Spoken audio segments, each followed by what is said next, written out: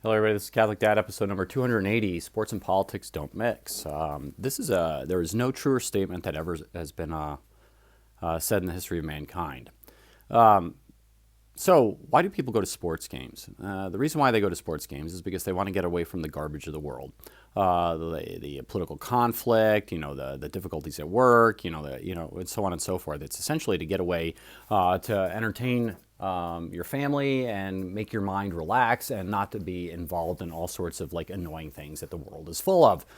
In fact, Lenin said that religion was the opioid of the masses. I could think of no worse opioid than religion. Religion makes you be self-contemplative, go into the desert for 40 days, fast, and tear yourself apart to become a better person. How's that an opioid? An opioid is supposed to soothe your brain and wash it in neurotransmitter that make you feel better. So the great opioid of the masses is sports. You're supposed to go to sports games and relax and be entertained and not think about the ills of the world while you're there.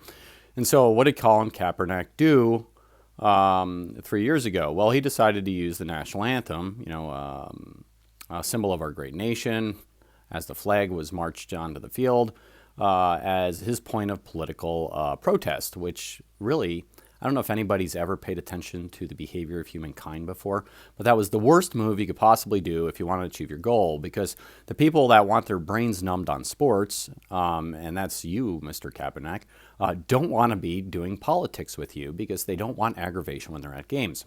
And you can see what flowed from there, by the way. The people who started kneeling and started protesting police violence in our nation using the national anthem and racial inequities and whatever else, they've lost the patrons of the NFL. Nobody's going to games anymore. The stadiums are not empty, but they're getting much emptier than they used to be, and nobody wants to deal with the crap of sports and politics.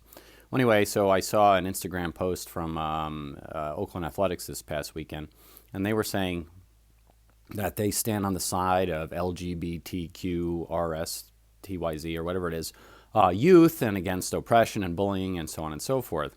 Really? I mean, Oakland, did you not learn your lesson from across the Bay Bridge there, where Colin Kaepernick essentially destroyed the fan base of the NFL? You're going to enter the world of politics as well. Why would you do that? I don't understand it. Frankly, people want to go to the sports arena so they don't have to think about the garbage. But here's the deal. Now you've taken a position that half the nation disagrees with you on. At least half the nation disagrees with you on standing up for sexualizing children. I mean, it should be like 90% of the nation or 95% or 100% of the nation should disagree with you when you're sitting there protecting the sexual mores and tendencies of young people, because that's not your job and you shouldn't be doing it. And people don't go to your go to your sports arenas to forget about crap like that. They don't go to them to get it shoved into their face yet again.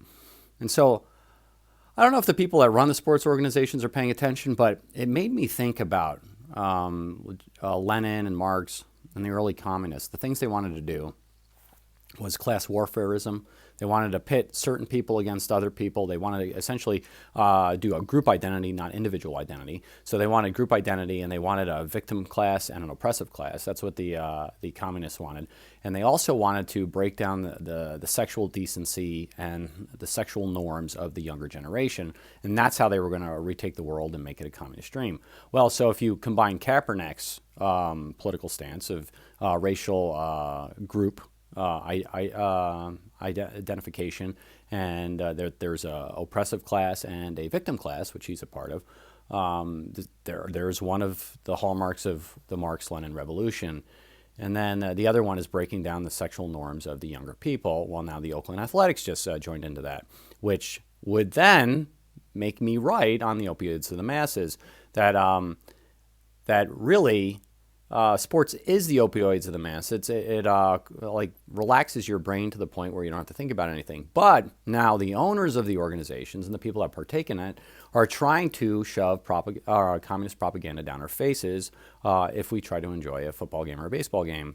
Bottom line is most people won't tolerate that and they'll walk away from it. And that's probably, if they keep doing it, that's probably the appropriate response. You should not hear about politics or sexual immorality or whatever else with your little kids at a game. You just shouldn't do it. Your little kids are there just to be entertained. Here's another thing, by the way. A lot of people aren't going to big sports arenas anymore, probably because of the Kaepernick effect. But one more thing is the breakdown of the family. You break down the family, then the moms and dads are shuttling kids back and forth all the time. And I don't think a lot of moms bring their kids to football games or baseball games, and the dads don't have their kids long enough to actually do it. So maybe if the sports arenas and the sports teams wanted to encourage sports, what they would do is stop talking about politics, stop doing group identity, stop talking about sexual immorality with children and sexualizing children, and oh, by the way, promote the unity of the family, essentially be anti-communists. And if you did that, you know what would happen? You'd have more tickets sold and you'd make more money. So there you go. Well, anyway, this is Catholic Dad making you think about it. Please like or subscribe, get the Mass, and pray the Daily Rosary. God bless you all.